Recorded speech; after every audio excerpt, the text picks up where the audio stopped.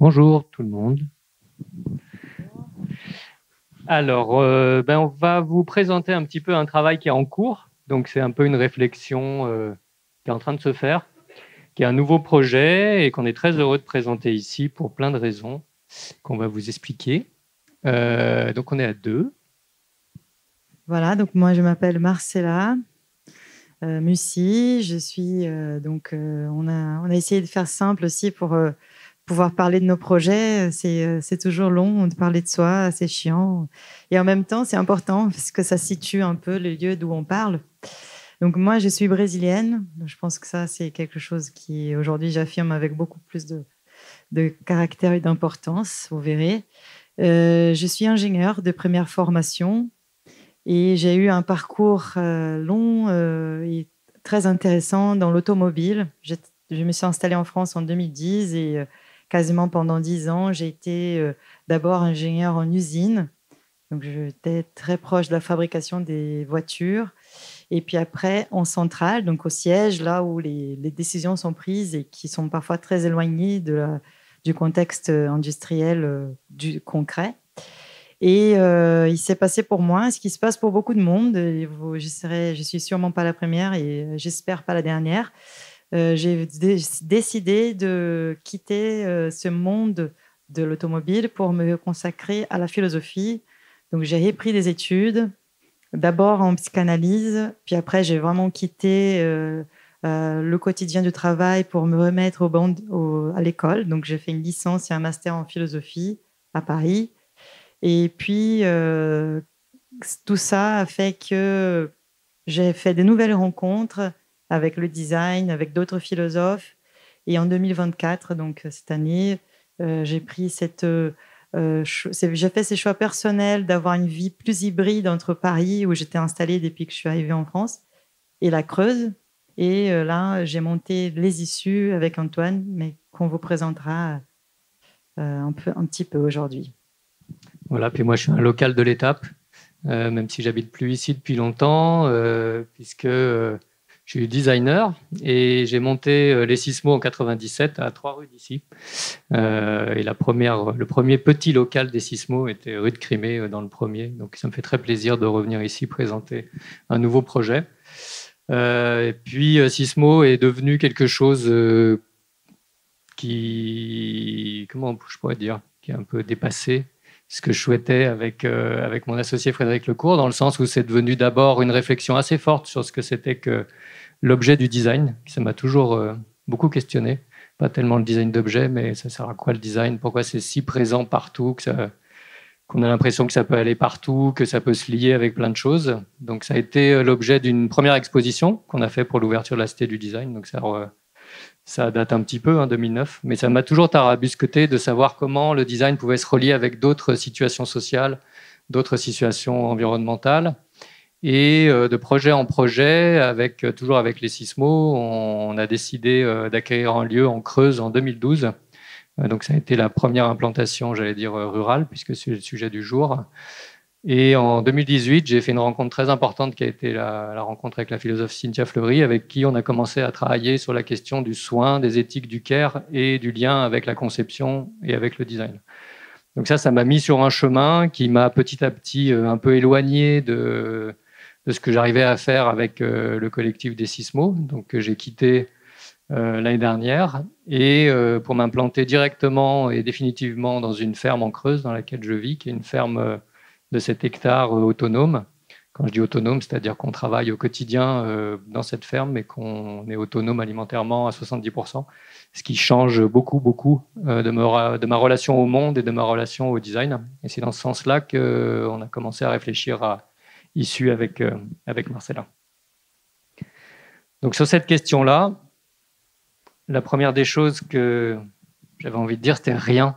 C'était rien parce que c'est vrai que quand je suis arrivé dans le monde rural creusois, alors on dit que c'est la diagonale du vide pour exprimer à peu près le mépris qu'on peut avoir pour ce lieu, mais rien parce que finalement déjà il n'y a pas de designer, en tout cas en Creuse, et puis que les gens n'attendent pas les designers pour faire quoi que ce soit. D'ailleurs, ils n'attendent pas grand monde pour faire quoi que ce soit.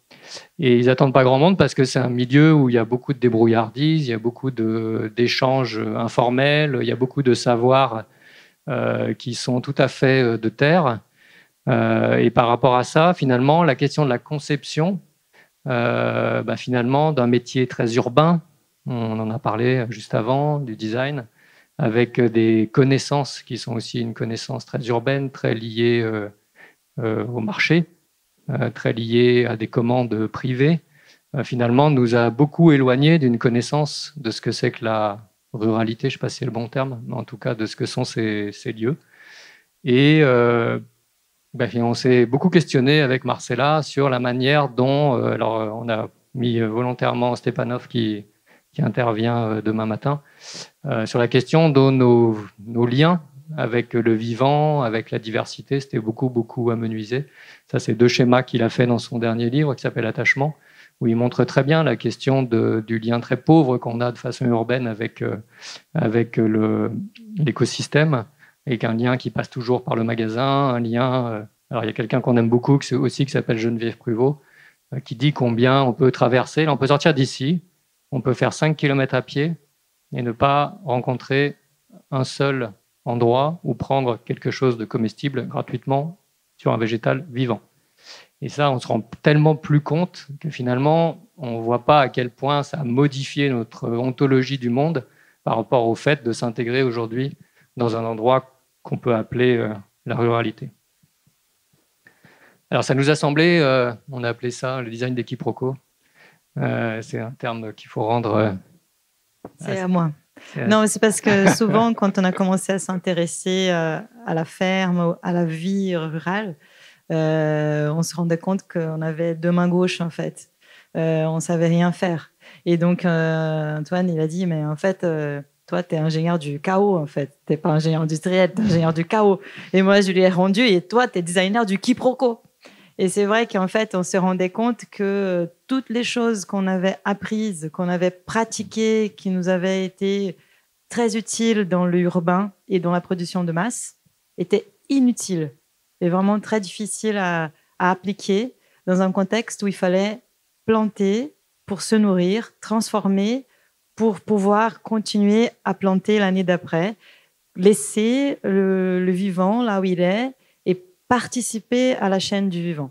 Et donc, on s'est rendu compte qu'on faisait beaucoup de quiproquos et beaucoup de chaos, mais on s'est mis au travail de comprendre ce que ça voulait dire le quiproquo. Et puis, on a fait des rencontres aussi importantes. Il y a un très beau, bon lycée qui fait une formation de design dans la Creuse, à la Souterraine. Et en suivant les diplômes, par exemple, il y a un garçon qui s'appelle Jules Boutet, qui est étudiant là-bas, qui est fils de paysan, et qui a fait toute une étude sur qu'est-ce que c'est que le monde de la débrouillardise dans une ferme.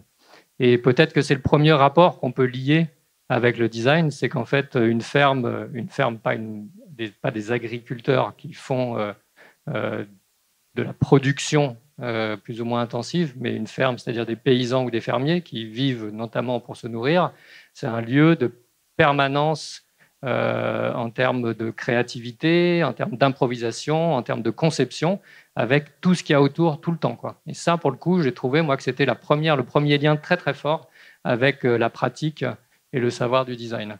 Et puis après, on a eu des expériences. Alors moi, je vais en citer qu'une seule qui m'avait fait bien marrer. C'est que j'avais essayé d'amener des designers justement à participer à cette question du rural dans la Creuse.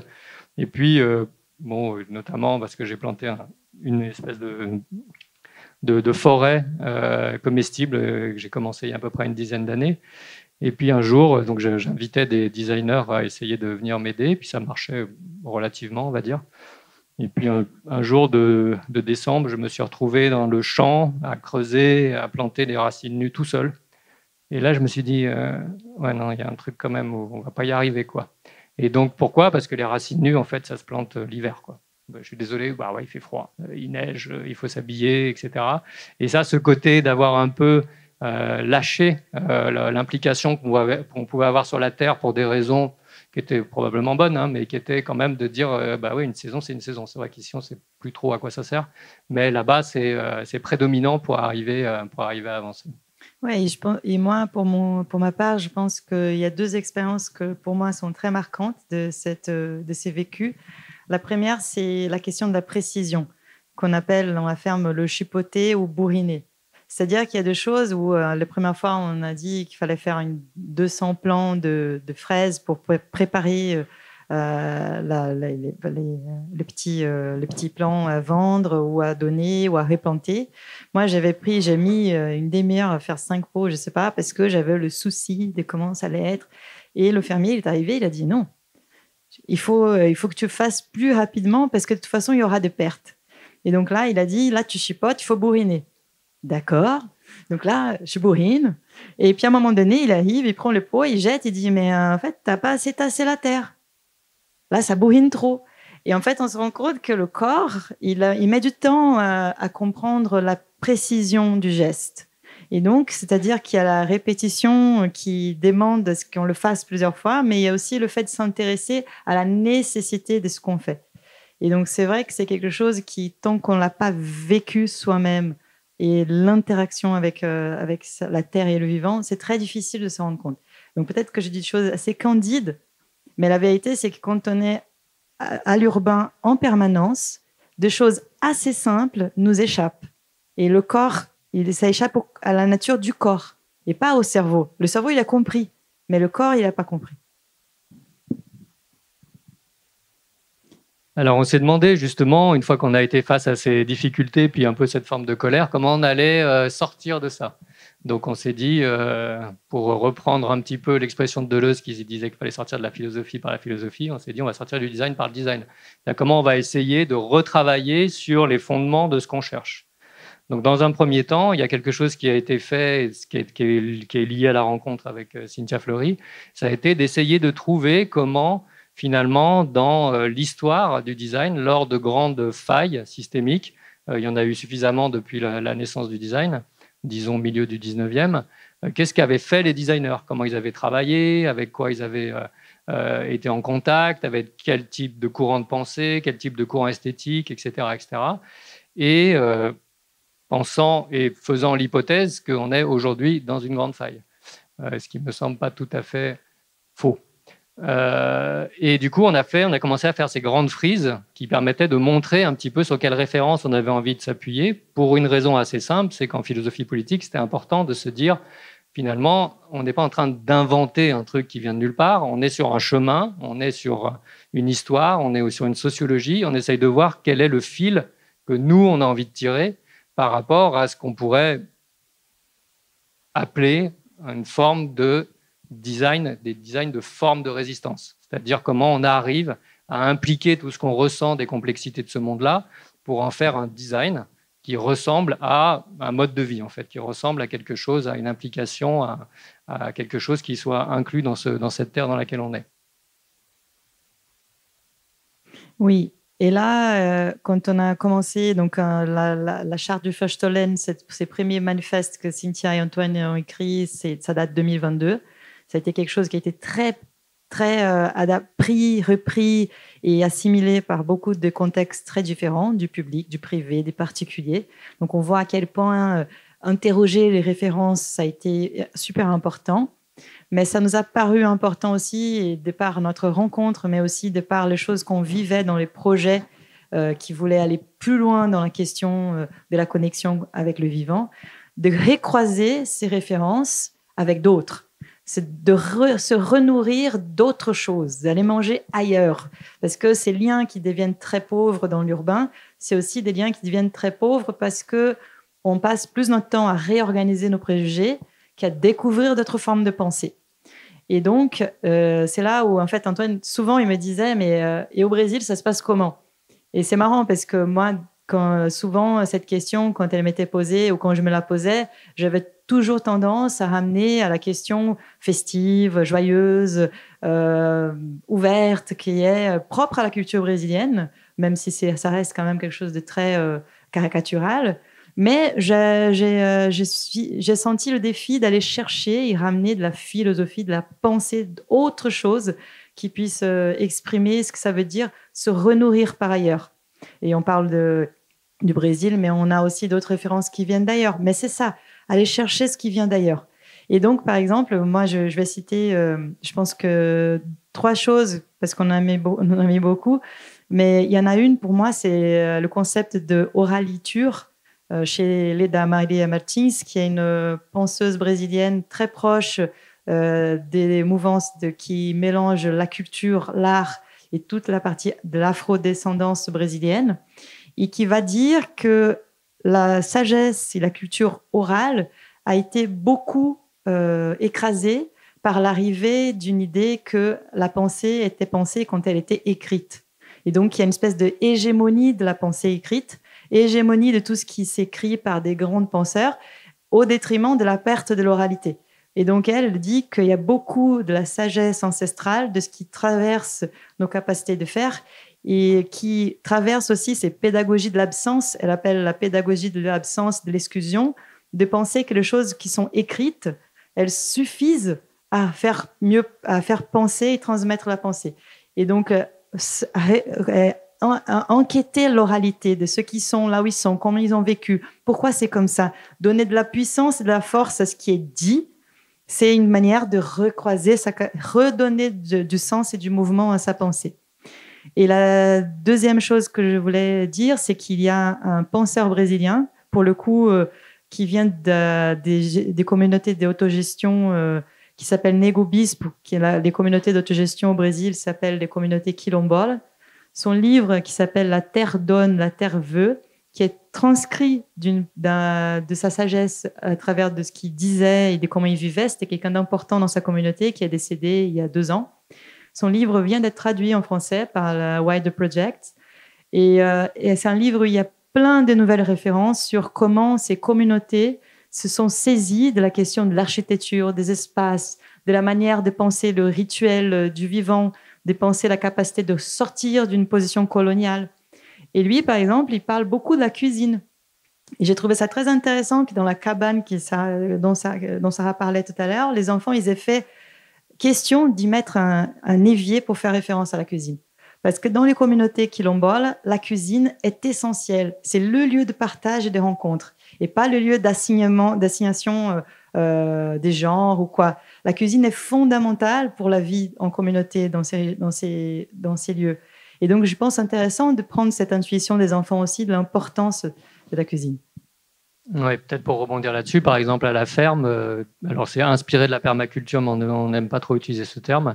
La cuisine est le point central de la ferme, c'est-à-dire que dans la ferme, il n'y a pas de salon et tout se passe dans la cuisine parce qu'on est tout le temps en train de transformer des produits, on est tout le temps en train de faire quelque chose avec tout le système nourricier qu'on a autour et toute la partie conviviale, échange, etc. se fait en permanence dans la cuisine avec le fourneau à bois, etc. Parce qu'il y a des choses qui vont rester très longtemps sur le four, il y a des choses qui vont être en permanence prêtes à partir à tel ou tel endroit autre de la ferme, vers les cochons, et tout est un peu l'aiguillage, c'est le centre, c'est la cuisine.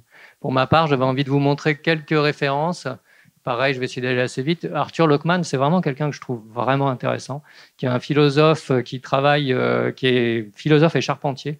Et du coup, il a une écriture extrêmement fine pour montrer à quel point la question de la perception des finesses du corps dans le monde de la pensée a une interaction qui peut être forte, qui a du sens, qui enrichit la pensée autant qu'elle enrichit le corps. Et c'est vraiment quelqu'un à lire que je trouve vraiment intéressant. On en a parlé tout à l'heure, mais Geneviève Pruvot, bien sûr, sur Quotidien politique, féminisme, écologie et subsistance, qui est une grande spécialiste de la subsistance, qui a fait notamment des études très intéressantes sur les types de fermes dans lesquelles on habite, et sur quelque chose qui est très, je trouve, apprenant, qui s'appelle de l'ethnocomptabilité, où il y a des pages et des pages de tableaux qui raconte comment telle chose a été faite par les paysans de telle manière, par du troc, par des petits achats, par de la réparation, etc. Et qu'est-ce que ça veut dire en parallèle si ça avait été fait dans un monde de privation, de privatisé, ou si j'avais dû l'acheter, si j'avais dû, etc. Et ça donne un peu j'allais dire la perspective de ce qu'on vit au quotidien versus ces questions de subsistance. Et puis, Nastasia Martin, qui m'a beaucoup marqué, notamment Les âmes sauvages, qui est son premier livre, qui est sa thèse à l'origine, et À l'Est des rêves, qui est cette famille qui va, après l'effondrement de l'URSS, retourner dans la forêt. Donc l'image de retourner dans la forêt, elle est très forte, mais en fait, ils retournent dans la forêt non pas pour se dire on va revivre comme c'était avant, etc., mais parce qu'il n'y a plus tellement d'autres choix, quoi. Les villages s'est effondré, il n'y a plus de pharmacie, il n'y a plus d'épicerie, il n'y a plus de... etc. Et ils vont aller vers ce sens-là en se disant comment on peut refaire confiance à nos rêves pour qu'ils nous guident, pour voir comment on peut se relier avec ce monde qu'on a complètement à la fois ignoré ou perdu, mais qui est quand même toujours là. Et puis, en fait, pour finir ces chapitres, cette partie-là, toute cette capacité de réinterroger les références, de recroiser des références, ça nous permet aussi de les expérimenter. Parce que la théorie, c'est bien sympa, les livres, c'est super, mais ce qui fait qu'on peut intégrer de fait un concept, c'est de le vivre. Et donc, nous, on a mis en parallèle 3 concepts qui sont très intéressants parce qu'on peut vraiment les expérimenter.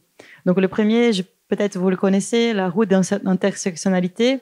C'est un schéma qui a été conçu par une avocate américaine qui s'appelle Kimberly Crenshaw, féministe, qui s'est rendue compte dans le procès qu'elle suivait, quand elle suivait un procès, si c'était une femme noire par rapport à une femme blanche, si c'était un homme noir par rapport à une femme noire, en dépendant des conditions situées du contexte de la personne qu'elle accompagnait, les résultats n'étaient pas de la même nature législative. Donc, en jurisprudence, elle s'est rendue compte que les décisions qui étaient prises par les juges, par les procureurs, elles prenaient en compte la position située des corps. Et donc, ça fait quelques années qu'on a là une compréhension des inégalités qui mettent en perspective comment la société elle est inégale selon la diversité des corps. Donc aujourd'hui, on sait qu'il y a par exemple au Brésil, on dit souvent ça, qu'une personne noire, c'est une cible. C'est marcher dans la rue quand on a une personne noire, c'est presque risquer sa vie, au moins risquer d'être interpellé par la police. Parce qu'une personne noire, c'est forcément quelqu'un qui va peut-être commettre un crime. Donc, le racisme, il est structurel, il est fort, il est présent. Et quand on met un schéma comme ça, en composant la roue d'intersectionnalité, on peut commencer à comprendre les inégalités d'un point de vue aussi de la question structurelle. Alors, les réseaux d'attachement qui Stepanov propose en tant que schéma et représentation visuelle, elle nous met face à la question de l'interrogation de nos liens. Donc, quand il dit qu'être détaché du vivant, c'est se retrouver avec une fragilité de ne plus avoir d'autres attaches que le magasin, et il propose ces schémas qui sont très visuels, on peut commencer à interroger dans le quotidien quels sont les liens qu'on fonde. Et nous, pas plus tard qu'hier, on parlait des situations qui sont terribles, par exemple dans la vieillesse, où les gens ils se retrouvent tout seuls et du jour au lendemain, ils ont une fragilité liée au fait de ne pas être forcément en connexion avec d'autres personnes, d'autres communautés, avec un lien intergénérationnel, avec les petits-enfants, les enfants et la solitude de se retrouver seuls. Donc en fait, cette interrogation des liens qui sont posés dans la représentation des concepts, elle se vérifie dans la vie. Et nous, l'année dernière, on a eu l'occasion de préparer une exposition au sujet de l'inclusion et de la création. Et en fait, en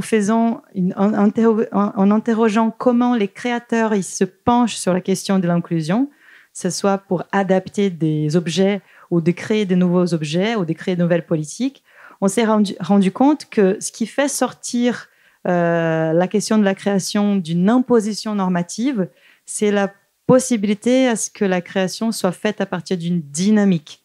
Et donc, nous, on a posé notre hypothèse conceptuelle sur la question de l'inclusion en disant, et si on pensait à l'inclusion, non pas d'un point de vue normatif, de ce qu'il faut faire pour faire rentrer un fauteuil roulant dans un espace, mais d'une position dynamique, de quels sont les rapports que nous, on peut établir et éteindre à partir du moment où on s'attache à la question, à régler et à traiter les exclusions. Et donc, voilà. Et donc, ça, ce sont des manières pour nous qui sont posées sur comment, à l'expérimentation des concepts, nous permet de modifier notre capacité de nous lier au sujet et aux problématiques. Donc, dans cette dynamique, on a besoin de compagnons. Un des points de la charte, c'est les compagnonnages. Et on a commencé à regrouper autour de nous des personnes qui avaient une spécificité, c'est voilà, on les appelle les créatrices soignantes, créateurs soignants, et qui sont des gens qui sont sur des terrains dont ils prennent soin. Parce que finalement, on s'est aussi rendu compte qu'il y avait une distance entre la question de la conception et de la création et la question du terrain qui était assez forte, malgré les efforts effectivement ethnographiques ou d'études des designers en amont. Et il s'est trouvé qu'assez vite, on a trouvé un tas de gens qui étaient à la fois illustrateurs, mais qui travaillaient au jardin botanique, qui étaient philosophes, mais qui étaient aussi psychanalystes, qui étaient artistes, mais qui avaient aussi en charge un lieu d'accueil en santé mentale. Et donc, on a commencé à voir qu'il y avait une forme de compagnonnage possible autour de ça pour travailler sur cette réinvention ensemble. Donc, comment on a rêvé ce design de nouvelles formes de résistance? On l'a rêvé sur 3 socles qui sont très clairs, qui sont en fait très interreliés. Premièrement, la subsistance, deuxièmement, la création et troisièmement, la recherche. Donc la subsistance, c'est ce dont on vous parlait, c'est cette question d'aller s'installer au travail quotidien dans une ferme. Comme dit Geneviève Pruvot, la subsistance, ça ne se télécommande pas, ça ne se télétravaille pas, ça ne se délègue pas. Il faut aller faire avec les gens. Donc on a commencé par aller faire, mais c'est pour ça qu'au début, tu m'as présenté comme ça, assistant fermier. Je suis assistant fermier, je suis petit bras pour apprendre à faire ce que je ne sais pas faire. Et qui est d'être au quotidien. Je pense qu'en moyenne, on doit arriver à passer dans l'organisation qu'on a environ 5 ou 6 heures pour la ferme, pour travailler à cette autonomie, notamment alimentaire. Donc ça nous change bien sûr complètement notre rapport au monde, mais ça ne nous donne pas forcément envie de délaisser complètement la création. Donc dans cette partie de création, ce qui a semblé important après l'expérience Sismo et avec l'expérience de la ferme, c'est de voir comment on ne lâche pas un projet créateur, pas créatif, mais créateur. C'est-à-dire de voir comment on arrive dans les commandes qu'on avait. Alors, tu en parlais tout à l'heure, Sarah, de la chance d'avoir des commanditaires qui font du temps long. Donc, aujourd'hui, nous, on ne travaille qu'avec des gens qui s'engagent un minimum sur 1 an. On ne travaille que sur des sujets éthiques et climatiques. Et on demande aux gens de participer à cette question de la subsistance et de la recherche. C'est-à-dire que quand on va chez un client, on lui amène un cajot de la ferme, on cuisine avec lui, on déjeune avec lui et on lui propose des dates pour venir travailler et comprendre ce qu'on est en train de faire ou de trafiquer, suivant comment c'est perçu de l'autre côté. Mais pour l'instant, ça marche plutôt bien. Et puis, la dernière chose, c'est de continuer l'engagement de la recherche. Donc là, c'est toujours dans le cadre de la chaire de philosophie à l'hôpital et avec le compagnonnage de Cynthia. Donc là, on a décidé d'intégrer la chaire que je dirige, qui s'appelle Climat de soins, de l'intégrer à la ferme. En se disant, finalement, si on veut aller au bout de ce qu'on fait, de cette recherche-action, faisons-le avec la ferme. Et on est en train de le mailler avec aussi d'autres environnements, qui sont un environnement culturel avec une scène nationale, qui est un environnement avec un wiki qui s'appelle le Labo Furtif, qui est un wiki qui récupère toutes les bonnes initiatives qui ont été faites basées sur la charte, et puis avec la ferme, les sources. Donc là, on établit et on va produire un premier document là avant juin qui rappelle ce qu'est Climat de soins. Voilà, donc on a commencé à rêver de ces formes de résistance, et puis du coup, il y a des images qui sont arrivées. Alors, c'est pas ChatGPT, ça. C'est la ferme, les sources. C'est-à-dire qu'on a commencé à voir comment, lors des dernières portes ouvertes, on pouvait faire en sorte que notre établissement des multifibres et des multiliens avec le vivant pouvait s'établir dans l'établissement, d'aller ramener une collection de design dans une étable et de voir comment les gens qui allaient visiter la ferme allaient pouvoir percevoir tout ça. Donc on a ouvert une petite bibliothèque, on a mis cette petite exposition juste à côté du champ où il y a le cheval et l'âne, et on a essayé de regarder comment ça commençait à se mêler, ne serait-ce qu'en termes d'images. Et on a eu besoin, à ce moment-là, de repartir sur le dessin et d'essayer de montrer par un tissage manifeste quels étaient les mots forts et les images fortes qu'on avait envie de vous partager et qu'on avait envie que vous puissiez vous approprier très librement. Oui, je pense que ce qui est important, c'est que donc nous, ces voyages du sortir du design par le design et comment la ruralité, au final, et le rapport au vivant change nos modes de conception. nous fait intégrer des capacités créatives qui étaient déjà là dans nos capacités de faire métier, d'ingénierie, de soins, de design, de philosophie, mais au final nous attache à quelque chose de réel, de concret et tactique. Donc les issues, c'est comment nous on a nommé ça, parce que la plupart du temps on se disait mais on va pas s'en sortir. On s'en sort pas, on s'en sort pas. On s'en sort pas quand on est dans l'urbain, on s'en sort pas quand on arrive dans le rural et on n'a pas les capacités de faire. La subsistance, c'est pas un rêve, c'est un cauchemar. Non, c'est difficile. C'est-à-dire il faut se rétablir, repenser notre rapport au froid, aux conditions météo, aux animaux, aux plantes. Et donc, il faut créer ces tactiques. Les issues, pour nous, ce sont des tactiques et des stratégies qui vont petit à petit qui nous ont aidés et qui nous aident et que nous, on souhaite partager en tant que tissage et manifeste, de ce qui nous aide à sortir des impasses. Et donc, pour nous, la première issue, celle qu'on met le tout là-haut et qui est la plus importante, elle s'appelle sans issue. C'est-à-dire reconnaître l'impasse. Reconnaître le fait que parfois, on ne sait pas faire, c'est un cauchemar et qu'on a besoin de quelque chose, de quelqu'un, d'une communauté, d'un réseau, d'une nouvelle référence, ne serait-ce que peut-être d'une nuit de sommeil. Mais reconnaître l'impasse. Et à partir du moment où on peut reconnaître l'impasse, il y a cette idée que pour nous, qui est sortie de la charte du Feuchtollen, mais qui est devenue pour nous aussi une méthode, une forme de travail, c'est de constituer autour des lieux d'impasse un climat de soins. Il n'y a pas de soins du climat sans climat de soins. C'est-à-dire il faut savoir inverser le fait que les gens, là où ils habitent, où ils se retrouvent, où ils travaillent, où ils font ce qu'ils font au quotidien, ils puissent retrouver un mode de soin et de capacité à agir. Parce que c'est en se sentant soigné qu'on peut se sentir capable d'agir.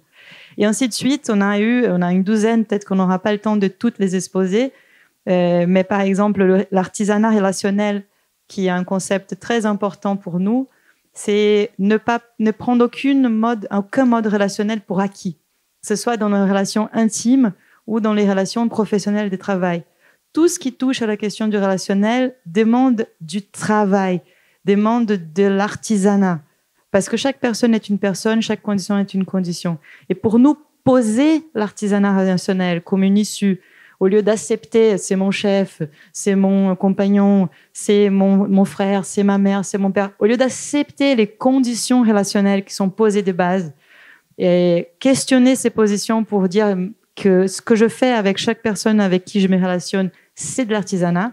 C'est une mode de sortir par d'autres formes de compagnonnage et des réalisations.